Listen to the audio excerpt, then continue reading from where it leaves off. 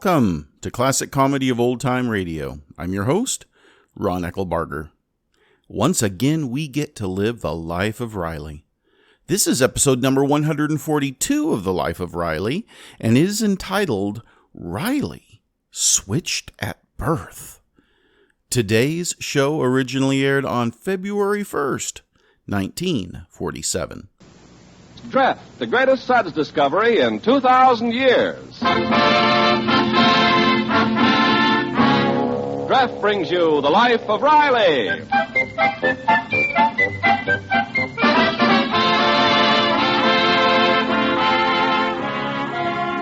Treff, D-R-E-F-T. Treff, Procter & Gamble's sudsing miracle for washing silks, woolens, nylons, dishes, presents The Life of Riley with William Bendix as Riley.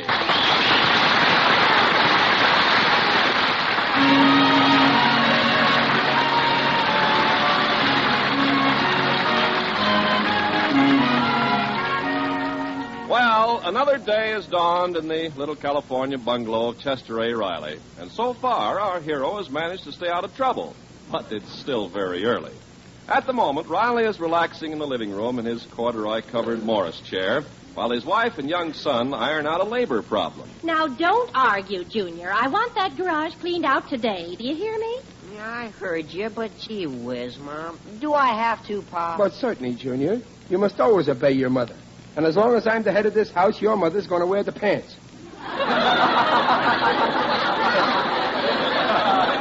Oh, but Now, Pop... that's enough, Junior. While Grandma Riley's visiting us, I want this place neat. Now, go on, get started on that garage. Oh, but gee, I promised the gang... Junior, you obey your mother and respect her. Just remember what she does for you. When you need some extra money and you ask me for it, whose purse do I take it from? Your mother's. Junior, clean the garage. Good. Well, how about you helping, Pop? Most of that junk in the garage is yours anyway. Junk, Junior, watch your language. That junk happens to be my personal rubbish. Now, if you don't get out there... Chester Riley, are you picking on my little grandson again? Always yelling at the boy. That's no way to bring up a son. But, Mom, I was just saying that Be quiet. No more of your lip. Well, I was just trying to get Junior to clean up the garage, Grandma Riley. What? Make that delicate child work while his hulk of a father sits around on his big overstuffed... Mom! Morris chair? Chester, get out there and clean that garage. Do you hear me? I heard you, but gee whiz, Ma, have a heart. Stop your sniveling, you big baboon, or I'll turn you over my knee. I'm not so old that I can't do it. Oh, Mom, pick on someone your own size. Go on. Get to work. All right, I'm going. Junior, you going to stand by and watch your poor old broken-down father pushing a broom? You must always obey your mother, Pop. Hank, say something. Here's the broom, dear. Oh, it's a losing fight. You,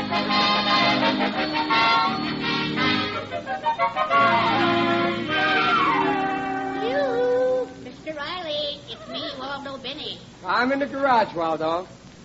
Well, how's my little friend and neighbor? Oh, my sagging sacroiliac.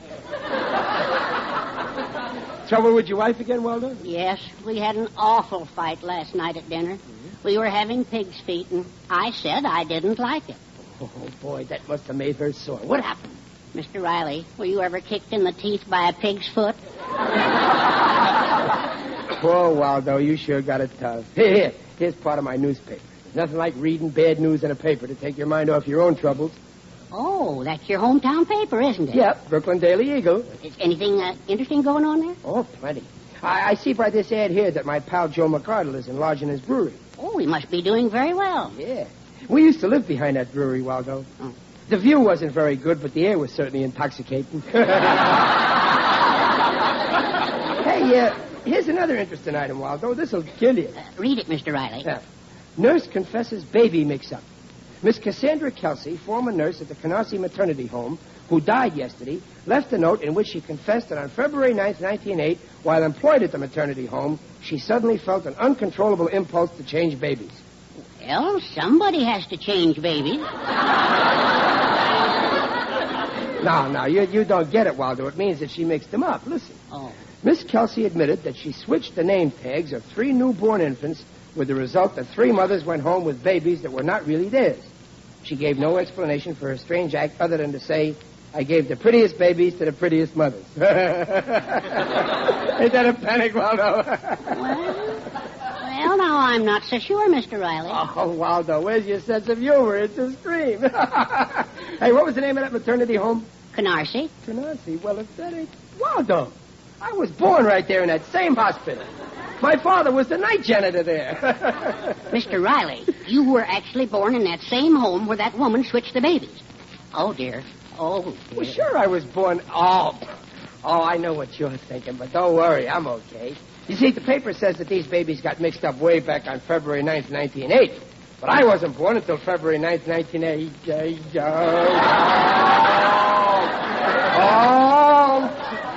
Mr. Riley, you mean... Yeah, I was born on that day. Oh, Waldo. Now, be calm, Mr. Riley. But, Waldo, if I ain't my mother's son, then I ain't my kid's father. Oh, my poor wife. For 17 years, she's been married to a complete stranger. No, now, you're confused. Don't you see? No matter whose son you really are, you're still you. Yeah, but who wants that? Oh, my poor family. What'll happen when I tell them I may be someone else? Well, now, you mustn't say a word. I'll check with that maternity home. Maybe you weren't one of the babies that was mixed up. No, I'm positive. For years I've been mixed up. Now I know why. Oh, Waldo, what am I going to do? Who am I? Now, don't despair, Mr. Shall we say Mr. X? Please, Waldo, keep on calling me Riley. I hate to part with my name. Oh, Chester. That's her, Waldo. My mother. I mean, the lady who got me for her son. Oh, that poor innocent woman. Chester Riley, where are you? You hear that? She called me Riley. She don't suspect a thing. Chester, haven't you got this garage cleaned yet? My, you're lazy.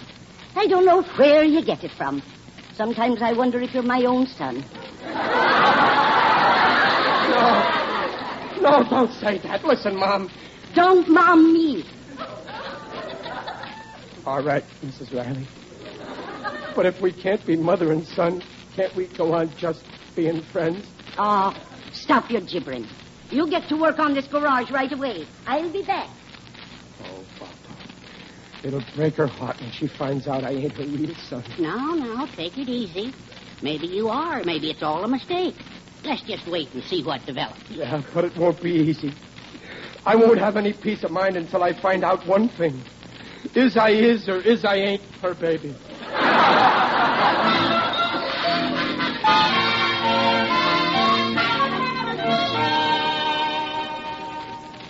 Well, did you finish the garage, Chester? Yeah, I finished, Mother. And about time, too. You ought to be ashamed. Oh, don't yell at me, please. After all, I'm your son. Ain't I? That's what they told me. Told you? Who told you? What did they say? It's a lie. Oh, Riley, will you stop jabbering? I'm trying to read. Yeah, Dumpo. Sure, sweet darling wife. What's that in your hand, Chester? This, Ma? Well, I found it in the trunk in the garage. It's a picture of me as a baby laying on a bearskin. Look. A face only a mother could love. And you love me, too, don't you? Seeing that you are my mother? What did you say, Mom? I didn't say anything. Listen, Mama, I bet when I was a kid, all the neighbors used to say how much I looked like you. Didn't they? They did not. They were too polite to mention your looks in my presence. Peg, take a look at this picture. Don't I look like Mom? Huh? Well, frankly... Never mind. Junior, look at this baby picture of me. Oh, gosh, Pop, you sure were bald-headed. You're holding the picture upside down.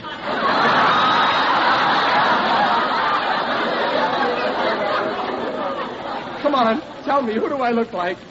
Well, all kids look alike to me, Pop. Well, after all, I was a boy, baby. That much I know. Probably I look like my pop. Chester, that's no way to talk about your father. But listen, maybe I look like Grandpa or my great-grandpa or my great-great-grandpa. I gotta look like somebody on our family tree. Keep going back, Chester. You'll find the right one. He's hanging from it by his tail. Oh, why was I ever born?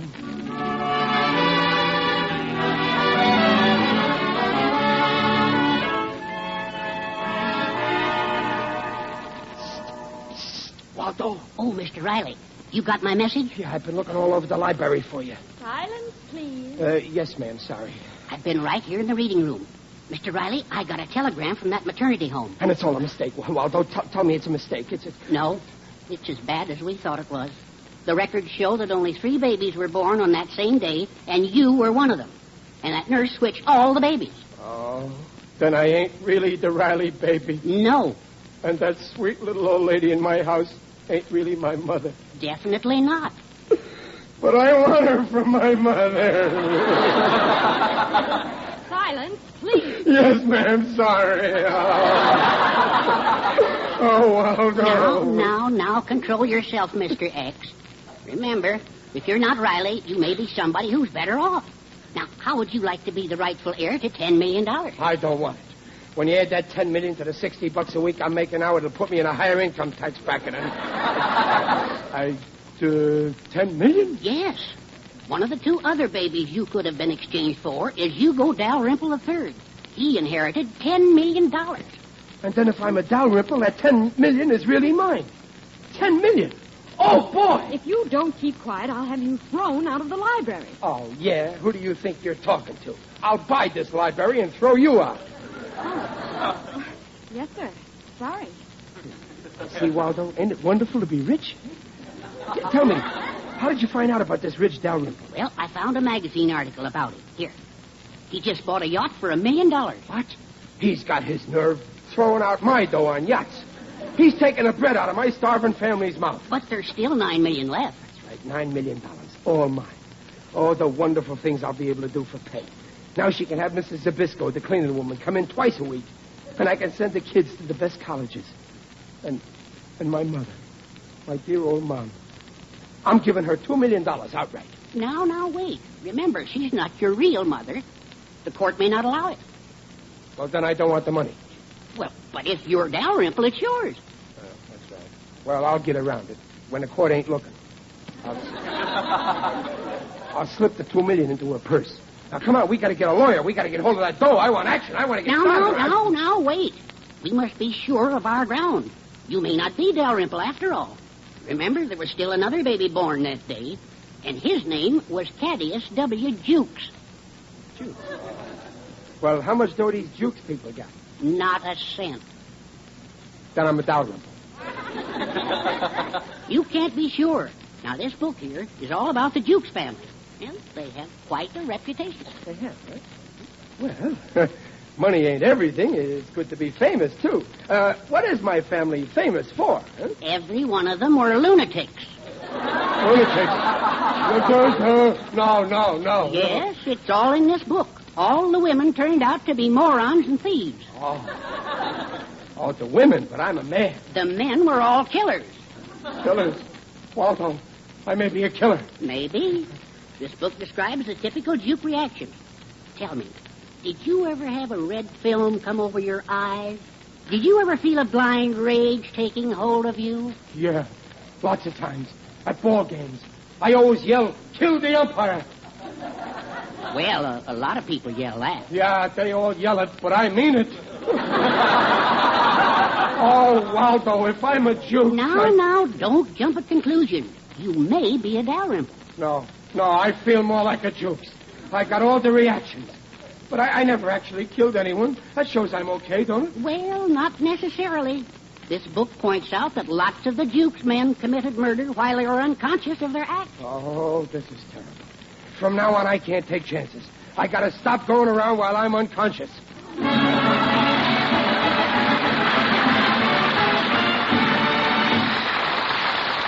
Draft will bring you the second act of The Life of Riley in just a moment.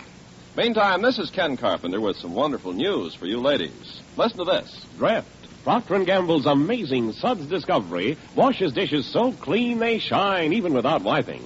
Dreft gets even glasses crystal clear and sparkling, whether you polish them or not. Just think, ladies, until Dreft came along, You never dreamed such wonderful dishwashing results were possible. But here's the answer. Dreft is entirely different from any soap or soap flakes you ever used. It's a new and wonderful kind of suds that rinses clean and clear. Dreft can't leave any streaky film on dishes the way all soaps do. That's it. That's the miracle of Dreft.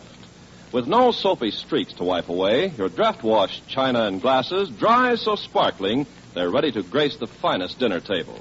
And another thing, you like the way those mountains of rich Dreft suds get rid of dishpan grease, the way no soap could ever do. Dreft suds are kind to your hands, too. Now, that's mighty important when you do dishes 3 times a day. So, ladies, prove Dreft's thrilling results in your own dishpan. Monday morning, ask your grocer for that bright green package of Dreft, the amazing suds discovery that gets dishes so clean they shine even without wiping. Remember, don't get left, get Dreft. And now back to the life of Riley with William Bendix as Riley. Well, poor Riley read in his hometown paper that all the babies born in a certain maternity home on a certain date had been switched to the wrong parents by an irresponsible nurse. Having been born in that same hospital on that very date, Riley became convinced that he isn't really a Riley. He fears that he actually belongs to a notorious Jukes family, whose members for generations have been killers. Junior, my poor boy, come here. What is it, Pop? Say, what are you doing with all those knives and scissors? Don't ask questions. I'm giving them all to you. Me? Well, what for? Well, it'll be safer if they're in your hands. Oh, gee, Pop, you're acting awful funny. I am? Get away from me, quick. Go on, take the knives. Do I have Hurry, to? take them before I get unconscious. But how come? Stop pestering me with questions. Junior, stop annoying your father. Well, all I asked Now was... go on outside and play, dear. Okay. Gee whiz, can't you even ask a simple question?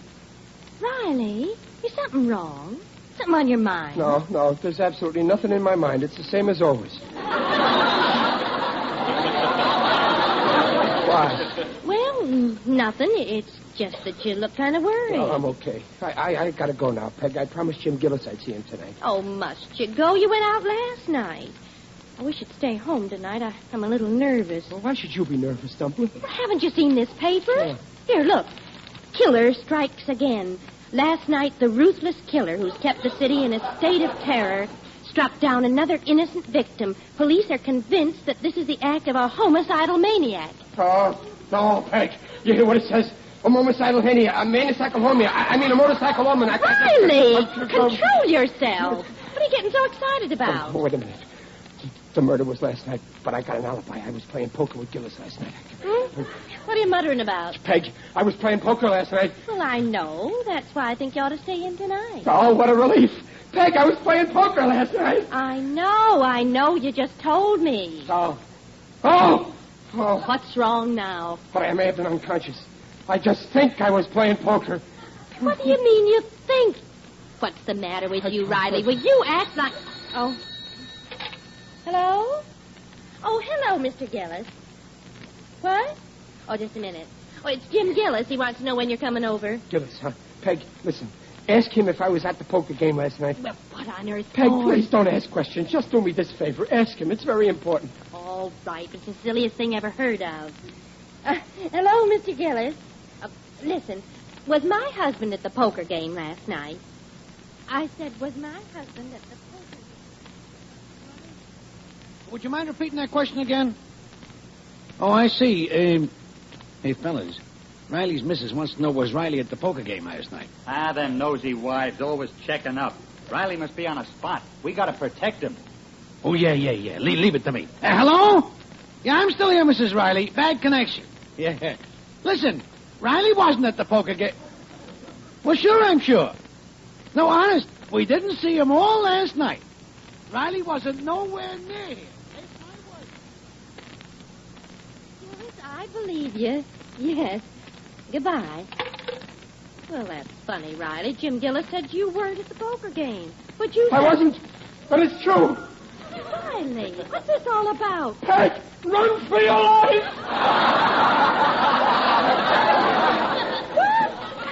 Riley, what on earth's the matter with you? What?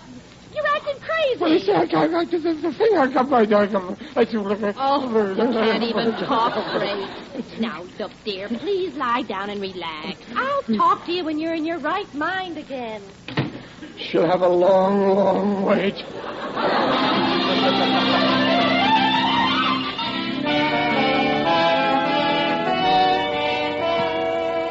Oh, what a mess. What a mess. If they ever find out who I really am, I'm a dead pigeon. Can I help, Riley? Who's that? It is I, Digby Odell, the friendly undertaker.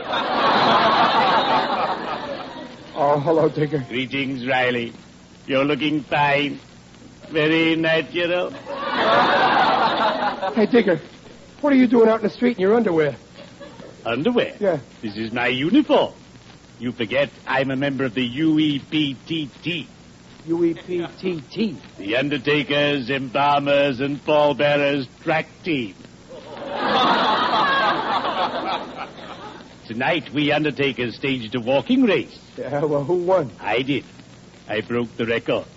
I walked 100 yards in half an hour. Now they're calling me Jet Propulsion Odell.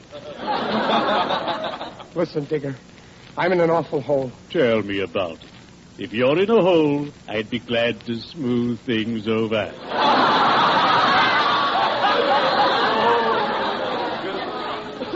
Oh, it's awful, Digger. I'm going to bring shame and disgrace on my family. Oh, no, Riley. Perish the thought. Once when I was a lad, I shamed my father. I took a sign from a landscape gardener and hung it on the door of my daddy's undertaking establishment. Oh, he was devastated. Why? What did the sign say? Let us do your planting for you. Oh, Digger, you gotta help me. The way things are now, I want to disappear off the face of the earth. You've come to the right man. Pray continue. Well, it's hard to explain, Digger. I do things when I don't know I'm doing them. Did you see that movie, Spellbound? Ah, yes, with Gregory Peck and Ingrid Bergman. A superb cinema. Gregory Peck staring aghast at a white tablecloth. Gregory Peck descending the staircase with a razor in his hand. I adore Ingrid Bergman. She's so gay. Well, I ain't gay. I can't tell you why, but I'm going to pack and get out of town. For my family's sake. This is goodbye, Digger. I'll never see you again. Oh, I don't know. I once wrote a little poem that says, "Go where you will, my wandering friend. You'll come back to Digger in the end." Well, cheerio. I'd better be shoveling off.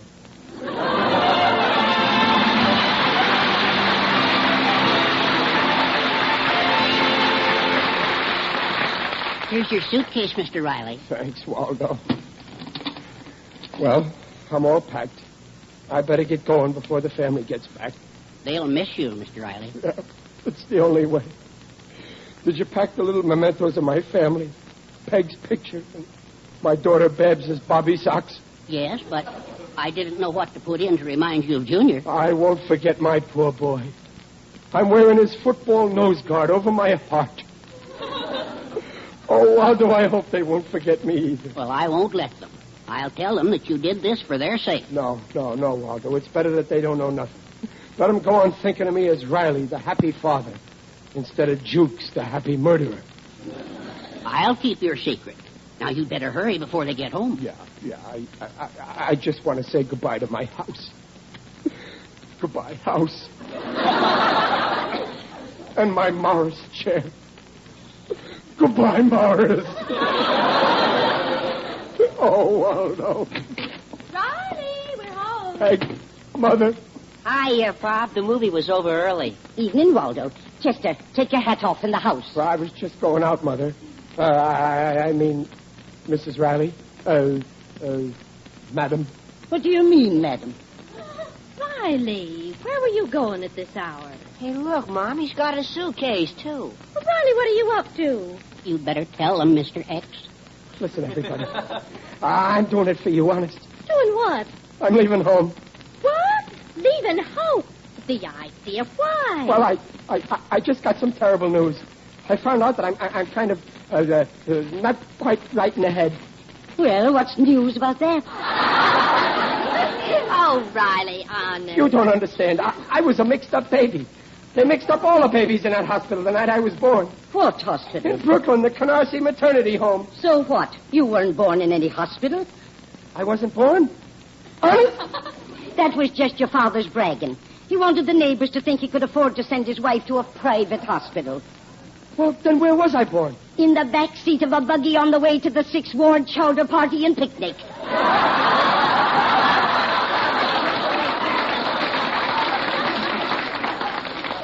And on account of you, I didn't see your father win the potato race. But that's impossible. My name is in the hospital's records. Sure, your father was a night janitor there. He put your name down on one of those file cards so he could show it to all the neighbors. The big show-off. So now you can stop worrying, dear. Wait a minute. Let me get this straight. You mean I'm not somebody else? I'm really and truly myself? Of course you are. What a revolting development this is. The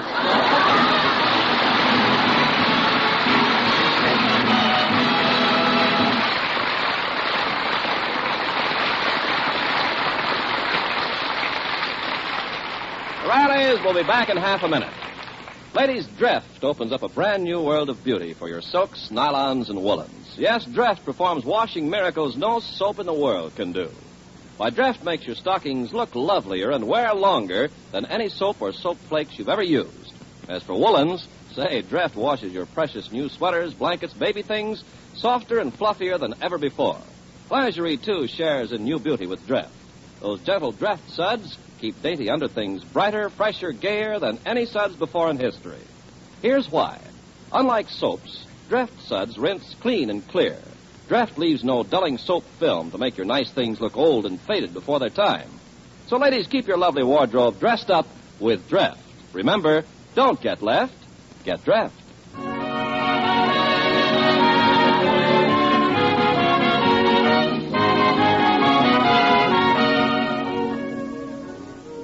Well, you feeling better, dear? Yeah, Dumpling. Gee, I'm an awful nuisance, ain't I? Always getting into jams. With all the fellas you could have had, why did you ever marry me? Well, I married you because of your looks. Oh, my looks. Yes, I wanted our marriage to last, and I figured with your face, no other woman would ever take you away from me. There you go, flattering me again.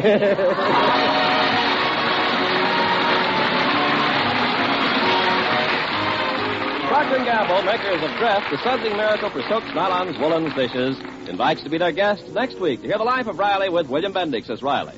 Listen to William Bendix a few days from now when he visits the amusing new radio show, That's Finnegan. The Life of Riley is produced by Irving Brecker and is directed by Don Bernard. Music by Lou Kozlov. The script was written by Alan Lipscott and Reuben Ship.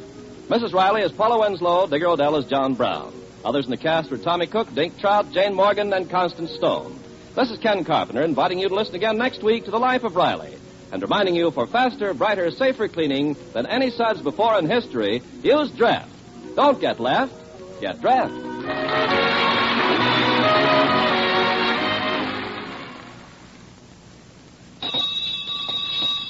Well, the school bell. Come, fair student, time to spell. I'll spell D-R-E-N-E, Dreen, for glamour, luster, sheen. Right, Dreen shampoo. You see, Dreen is not a soap shampoo and never leaves dingy film on hair to dull its natural brilliance. Reveals up to 33% more luster than any soap shampoo. Yes, for lovely, lustrous hair. Dreen shampoo with hair conditioning action. No other shampoo leaves hair more lustrous, yet so easy to manage. Yes, Dreen. Listen again next week when Dreft, the sudsing miracle for silks, nylons, woolens, dishes, brings you The Life of Riley. This is NBC, the National Broadcasting Company. Please send your questions and comments to host@classiccomedyotr.com. Come back next Friday for another episode of The Life of Riley, and check in on Monday for the next installment of My Favorite Husband. Please go to our website, classiccomedyotr.com, and click on the Become a Patron button, or the donate button to support our show either on a monthly basis or as a one-time gift. It would be greatly appreciated if you did. Until next time, in the words of Jack Whitehall, I'm sure wherever my dad is, he's looking down on us. He's not dead, just very condescending.